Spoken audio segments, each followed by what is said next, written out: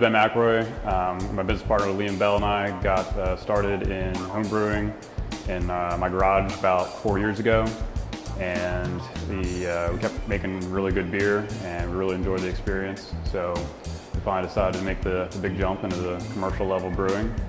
I'm Liam. I'm one of the owners and do all the brewing here at Riff Raff Brewing. What got me into brewing is one of my instructors at the academy. He was an avid home brewer, and he was kind of my first introduction to home brewing. And when I got here, I was looking for a new hobby, and thought back that it's a pretty cool hobby, and I like drinking beer, so figured I'd give myself give it a chance to try out making it, and it ended up working out pretty well. The concept was to be a small local brewery that could really focus on quality beer and lots of different varieties. We primarily brew ales right now, but we have the ability, as being such a small brewery, we can jump back and forth and make lots of different varieties of beer and always have something new on tap.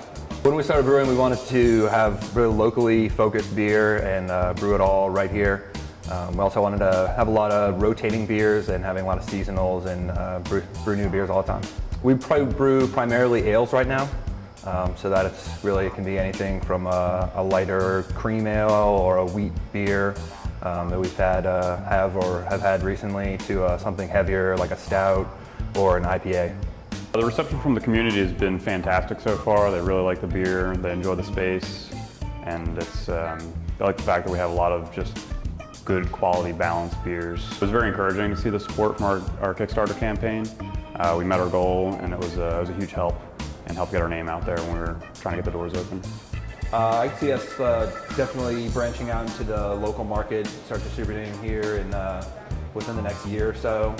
Looking to brew some more beer. But getting out of the Coast Guard now, so I'll have a little more time and brew some more beer. I think Hampton Roads has a solid future when it comes to the craft beer scene.